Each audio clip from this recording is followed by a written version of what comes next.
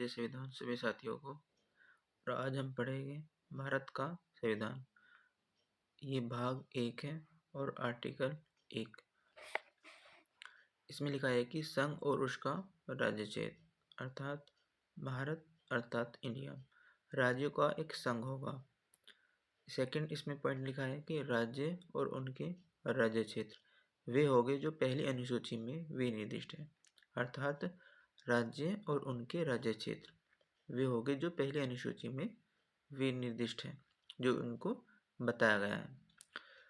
तीसरा पॉइंट है कि भारत के राज्य क्षेत्र में 3 का क कहता है कि राज्यों के राज्य क्षेत्र।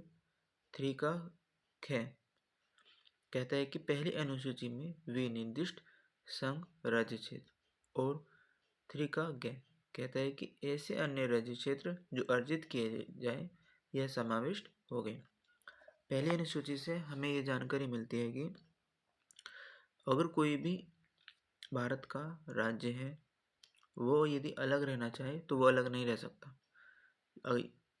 बिना यदि संघ यदि सेंट्रल गवर्नमेंट भी ये कहती है उसके बावजूद भी वो अलग नहीं होगा। इसी तरह हमारा भारत एक अखंड भारत है। दूसरी तरफ ये बात है कि भारत को लोग हिंदुस्तान कहते हैं।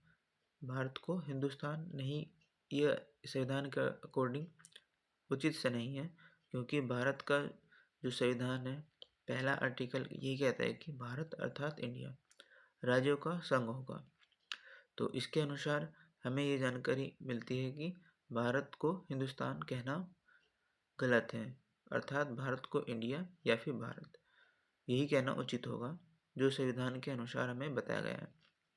और इसमें आगे ये भी है कि जो जैसे कि सेंट्रल गवर्नमेंट है अपनी प्रशासनिक सुविधा के लिए देश को राज्यों में बांटा जा सकता है।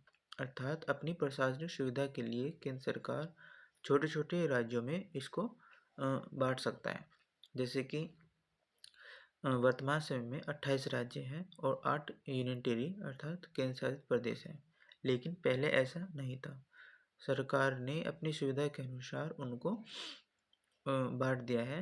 लोगों की आवश्यकताओं और ज़रूरतों के अनुसार उनको बांटा गया है। और इसमें यही था। और इसी तरह मैं रोज़ एक एक संविधान के एक आर्टिकल के बारे में अपने विचार रखूँगा और इसको वीडियो लाऊँगा। और आप मेरे चैनल को सब्सक्राइब करना, शेयर करना। जय अब सभी का जय भारत जय संविधान।